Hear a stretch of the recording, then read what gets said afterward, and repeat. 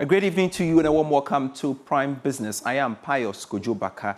Look now at our stories. Banking consultant Dr. Richmond Etiahene is predicting the recent impressive performance of the cedi could lead to an increase in remittances from the current 60 to 80%.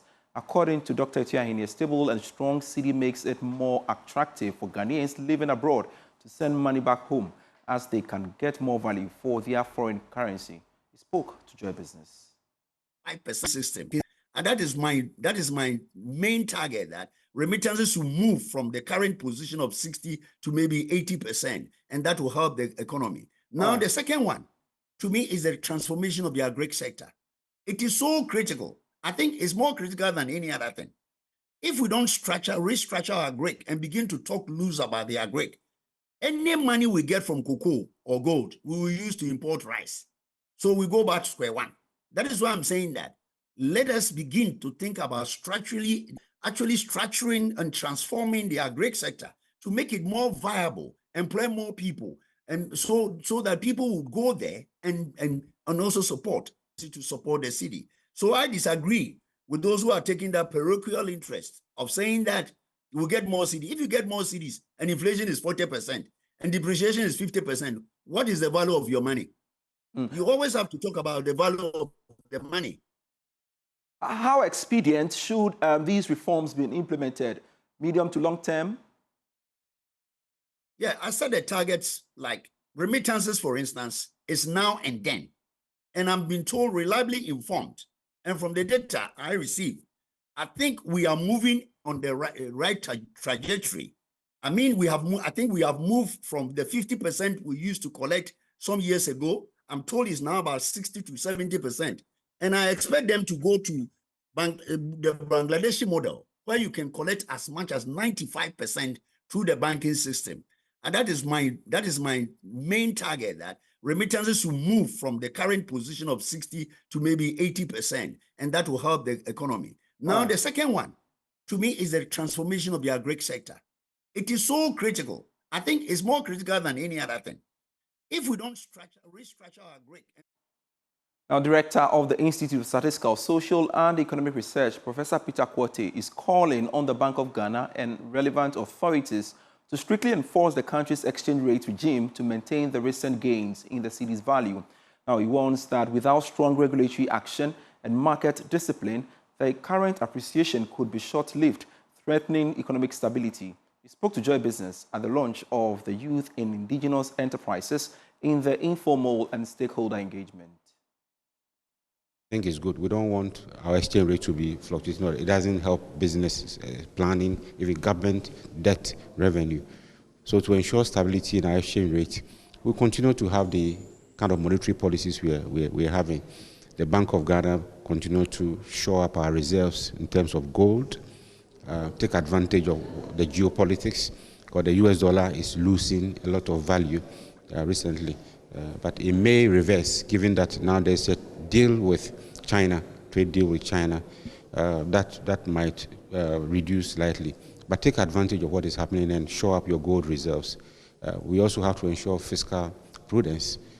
If the fiscal authorities go out borrowing and spending lavishly, we run huge budget deficits, that will not stabilize the currency.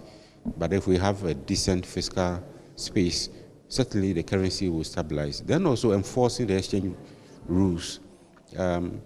It's only in Ghana where you can walk to every corner and buy dollar, pound, and walk around with it. In other jurisdictions, they'll take your passport, so you know what it's going to be used for. I think we need to enforce the exchange regime and ensure some stability. More on the local currency, the Ghana National Chamber of Commerce and Industry has implored government to capitalize on the recent impressive performance of the cedi and strong macroeconomic fundamentals to address key bottlenecks hindering the growth of the private sector.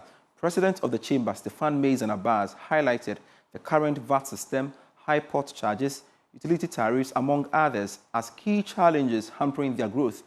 Mr. Mason Abbas made this known in an interview with Joy Business. The government that whatever magic that it performed, it has to sustain that magic. We don't want it to be a 9-day wonder, that today the dollar is going down, tomorrow then it starts shooting up. I mean, when it shoots up, it wipes people's capital out. Mm-hmm. So whatever magic that was put in to ensure that this goes down, we want to encourage the government to strengthen that magic, whatever it is, that it is. And we don't want it to be short-lived as well. One of the concerns that we have expressed already had to do with the increase in tariffs with electricity and water. I think that is also not too good for both domestic and industry. Be that as it may, it is already done, but we don't want to see the frequency of it. So we would want to employ the government to look at that as well, that it is not all the time that electricity and water has to go up, because it affects industry and production, and the bottom line is that the consumer suffers. So these are also key issues that actually as a chamber we've been able to meet the finance and then also IMF and put our position on what we think. That is very important, that it is really aligned, because the VAT system is such that sometimes as even a trader, you don't know where you stand. What VAT you have to pay? Is it a 4%? Is it a 21%? Is it a flat rate and all of that? So streamlining it, it's key. One of the most important issues that we have also spoken about has to do with the port issues. It's really pathetic at the port, but per my personal experience, and this one I want to say that I want the government, I appreciate if the government can capture that. I have had an experience where in paying my port duty, I was asked to pay an interest on the money I'm supposed to pay. And I keep asking myself, how do I pay interest on money that I have not even borrowed?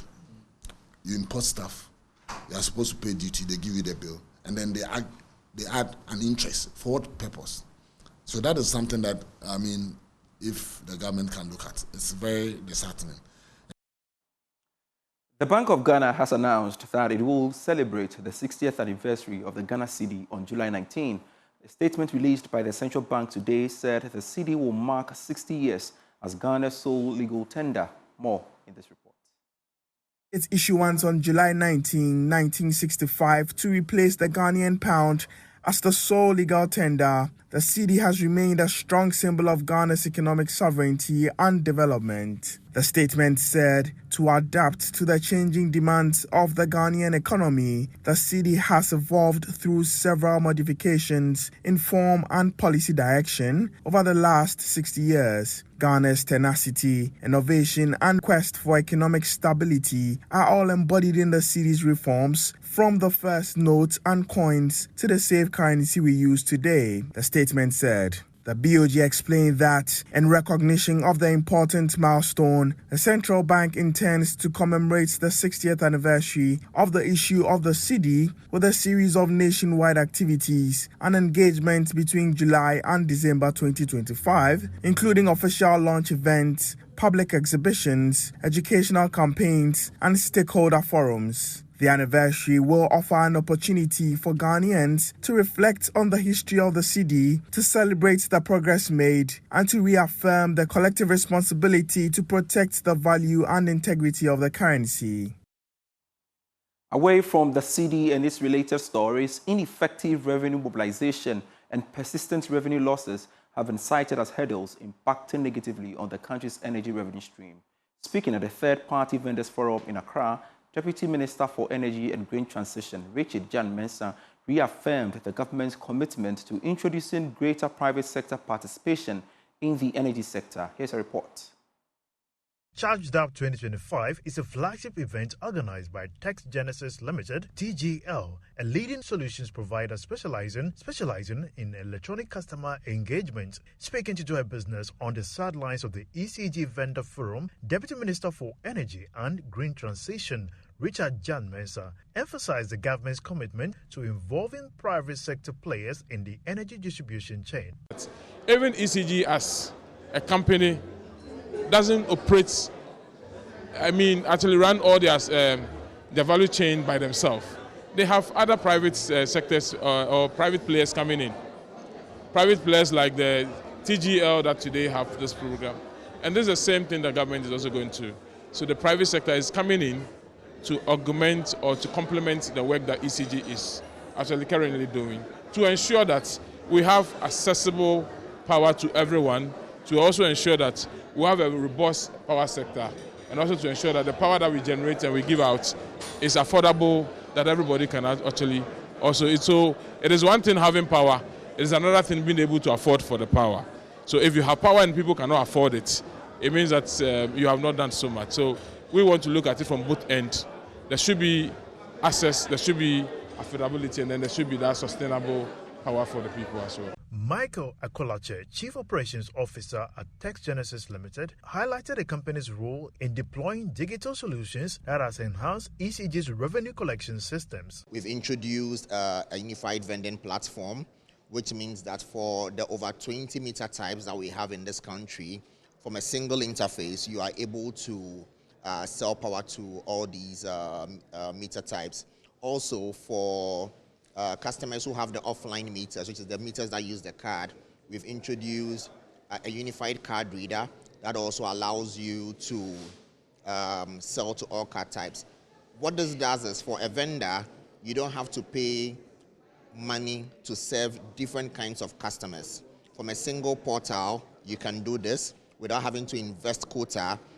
Because we have funding partners being GCB, you are able to operate without investing in quota. Also, from a single card reader, you can serve customers who use the offline meter. So we've invested a lot into technology to ensure that the life of the vendor is easier, customers get convenience, and ECG also is able to meet its revenue collection obligations at the end of the day. Also speaking at the event, Bright Ableto, an ECG vendor, expressed his excitement about the positive impact TGL's technology has had on his operations. We started the system where, there used to be a barrier, district, you couldn't sell across certain radius. But with the introduction of TGL, that barrier is removed, which is a very positive signal. The event, held in partnership with the Electricity Company of Ghana and GCB Bank, underscores a broader effort to strengthen collaboration between the public and private sectors in driving digital transformation and operational efficiency in Ghana's energy sector. More on energy, President Mahama has given the firm assurance that he will work hard to stabilize the energy sector, including clearing the huge debts. Now, he also maintained that the economy will be high on his list. The president disclosed this during the town hall meeting with business leaders at the Africa CEO Summit in Ivory Coast. I think that the environment got a bit toxic. I don't know for what reason. Government did not seem to prioritize the sector. And so there was a lot of disinvestment. They had little squabbles with all the oil investors. For instance, with Tullow, there was a squabble over taxes. And I think that, it was something that they could have resolved. Tullow went into arbitration and won the arbitration before we came into office. And so on the rest of the issues left to that were in dispute, we are sitting with Tullow and we're resolving them. And I think that that's the way it should go. Oil and gas, oil is in transition. And so, everybody who has any assets should be pumping like there's no tomorrow. And so, I would lay a red carpet to anybody who wants to drill and pump oil to do so. Because, in the next decade, 2 decades, I think that the world would have made a transition to renewables. So the environment was toxic. E&I had a dispute with another local company. Government took the side of the local company and asked that they should unitize. And a dispute occurred. E&I was held in contempt. They had to move all their expatriate management to Cote d'Ivoire for several years. And so we saw a decline in production of about 7% annually. And so oil and gas is down, but investor confidence has come back.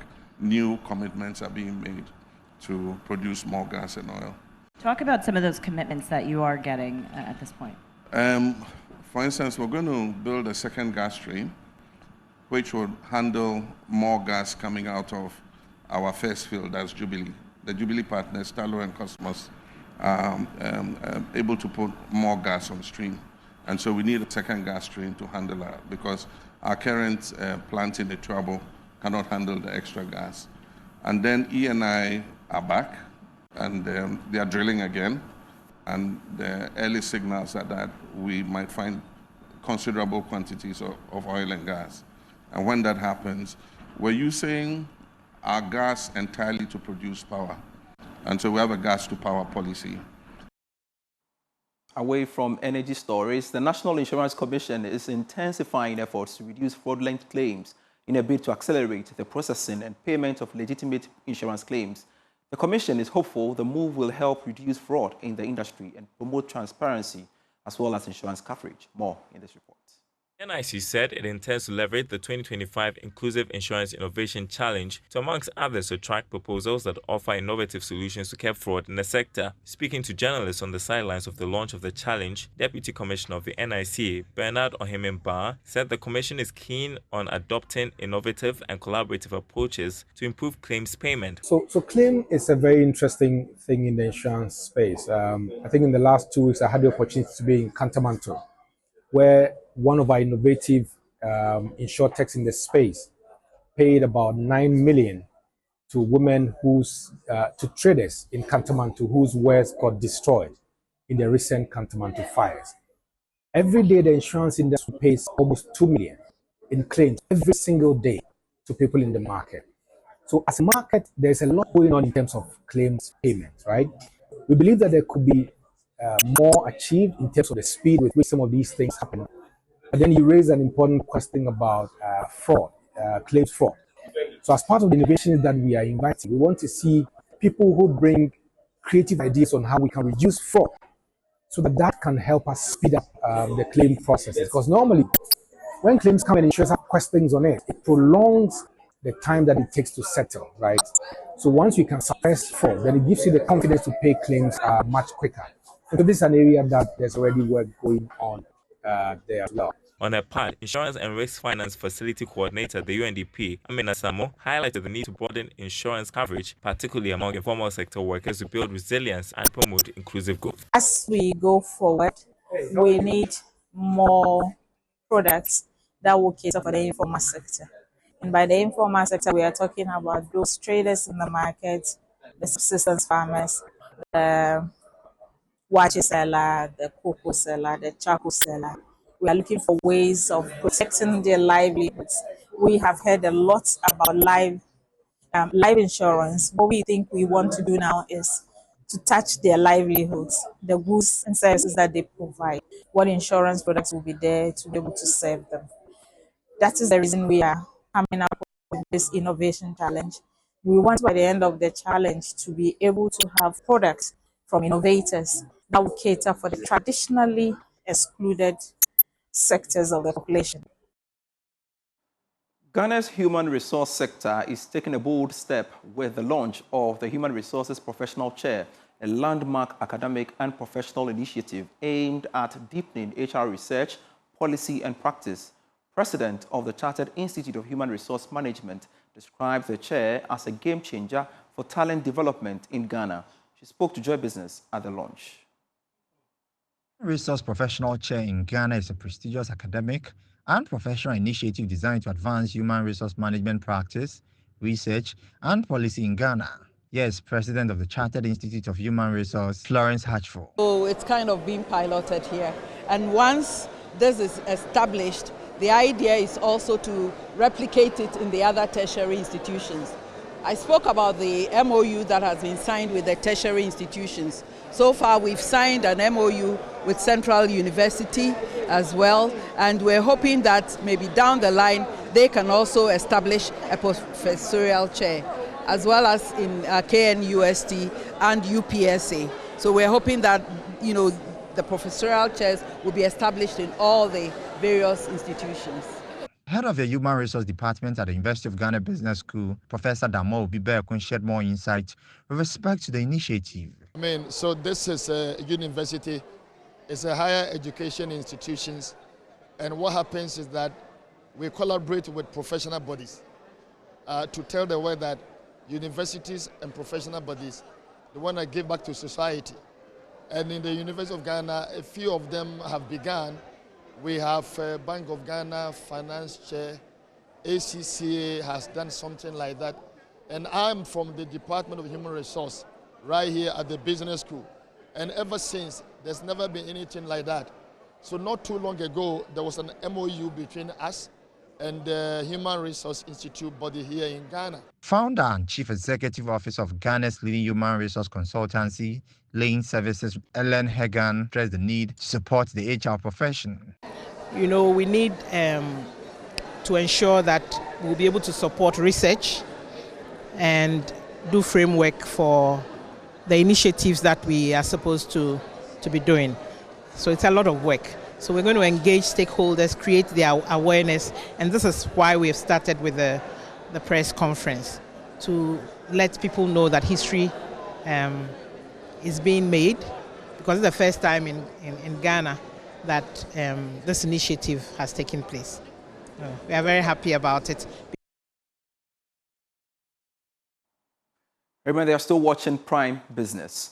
Head of Security Operations at Virtual InfoSec Security Africa, Novisi Ado, has urged small and medium enterprises to sign up for the early warning service. He explained that the service would enable SMEs to easily detect and survive potential threats.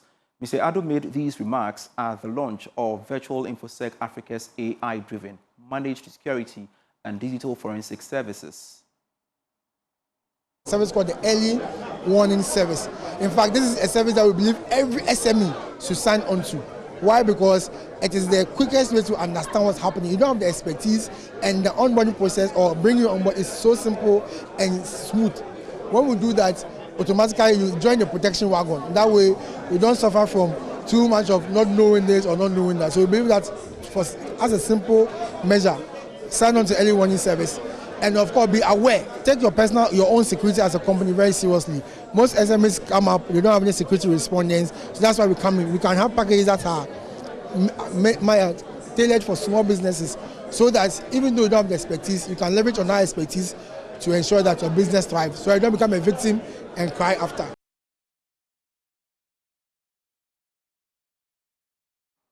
And right about now, I'd like to take you to myjoyonline.com/business for some stories we have on that portal for you. There you go on your screens, and I would like to have some quick read. Bank of Ghana to mark Cedi at 60 on July 19, and we brought you that story here on Prime Business. Cedi to continue appreciating against dollar, others $1 going for 13 cedis 60 pesos. Interesting. Also on that portal, CSOs urge PURC to engage stakeholders on electricity tariff reduction in Q3. Ghana Statistical Service completes training of field officers ahead of quarterly labor force survey. Also on that portal, government can't run 2026 budget like this. It must reflect its promises. Professor Govt. More stories when you log on to myjoyonline.com/business. I am Pius Kojobaka, always a delight serving you.